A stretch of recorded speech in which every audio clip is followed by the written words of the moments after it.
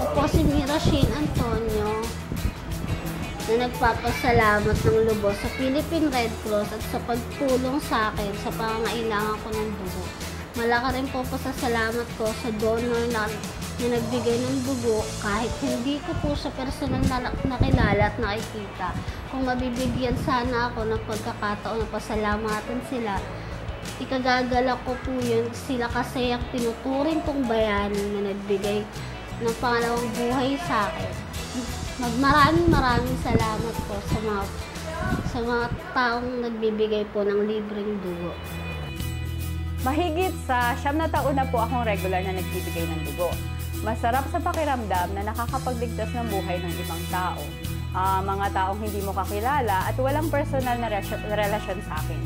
Taas na ko pong sinasabi na isa ako sa mga bagong bayani ng henerasyong ito. Isa akong blood donor.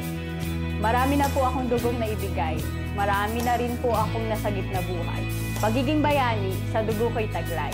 Ako po si Lynn Garcia, former National Youth Council President and a proud blood donor. Ako po ay si Joel Torregosa, ang Pangulo ng Blood Gunners Club na bumabati ng isang mabayaning araw sa ating lahat. Ang voluntaryong pagkakalob ng dugo ay isang kabayanihan. Ako po ay naniniwala na hindi tayo nagkukulang sa dugo. Tayo ay nagkukulang lamang sa pagmamahal. Mabuhay ka, Blood Galloners! Tunay na kayo ang bayani ng makabagong panahon. Blood Galloners, bayani ka! Volunteer pa lang ako ng Philippine Red Cross ay suportado ko na ang blood program nito. Sa katunayan, isa po ako sa bumuo ng Pledge 25 sa gustuhan kong magkaroon ng isang mabisang programang may layuning manghikayat ng mga kabataan sa voluntaryong pagbibigay ng dugo. At ngayon bilang Secretary General ng Philippine Red Cross ay mas naging maigting ang aking dedikasyon sa adhikain na ito dahil naniniwala po ako na ang blood program ng Red Cross ang nagsisilbing daan sa ating mga blood donor na para maibahagi nila ang kanilang sarili sa pagtulong sa mga nangangailangan. At sa araw na ito, maglungsad po tayo ng isang programang magbibigay pugay sa ating mga bayaning blood galloner na walang patid na sumusuporta sa ating blood program at sa pag-aalay ng kanilang sarili para sa kanilang kapwa. Blood galloner, bayani ka! Maraming dugo ang naibigay, maraming nasagip na buhay. Magiging bayani, sa dugo nila'y taglay. Malayo-layo na rin po ang narating ng Red Cross sa pagbibigay ng dugo sa mga nakaraan. Yung po mga ginawa nila, Rosa Rosal, at marami mga leader natin na nagtayo ng mga blood bank sa buong Pilipinas ay nakapagbigay ng dugo ng mga panahon na nakaraan. Lalong-lalo na ito mga galloner natin na ngayon ay magandang halimbawa na siyang naghihikayat o nagre-recruit ang mga bagong blood donor sapagkat naipakita nila kaya nilang magbigay ng regular na supply ng dugo. Pero patungo tayo ngayon sa isang Red Cross na mas kailangan na makapagbigay ng mabilis, ligtas, at sapat na dugo sa anumang pangyayari sa ating bayan. Kailangan po may bangko tayo ng dugo na nakaimbak sa ating mga chapters.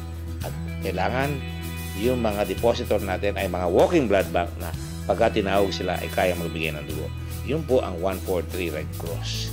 Pero kailangan rin po natin ng isang Blood Samaritan program na kung saan ay yung mga magagaling na tao na nagsikap at nagkaroon ng sariling salapi ay makapag-donate halimbawa dito sa mga Blood Samaritan na ito. Kung sa ganun yung mga mahihirap na hindi makapagbayad doon sa testing ay matutulungan at hindi na sila nangangamba o nervyos na hindi sila makakabayad ng dugo at hindi nila maililigtas ang kanilang mahal sa buhay.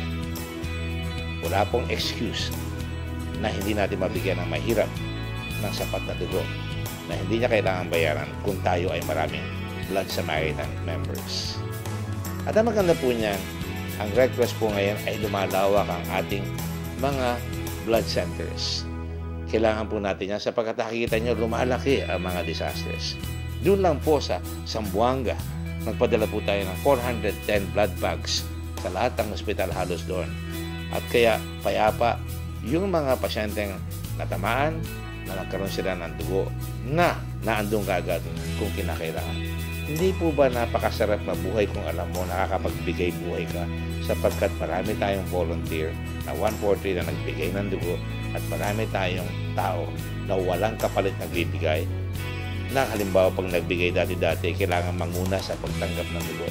Hindi po ba imbis na ganoon transformational ang pagbibigay natin ng dugo upang sa ganoon lahat ay pwedeng manguna sapagkat napakarami nating dugo, sapagkat napakarami nating 140 volunteer at napakarami nating Blood Samaritan members na nagbibigay tulong sa mga mahihirap.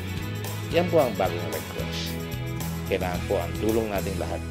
Kailangan po ang liderato ng lahat ng staff, ng volunteers, mga donors upang sa ganon, palaging ligtas ang Pilipinas at tanyag na isang bansa na bawat mamayan ay kadugo ng isa't isa.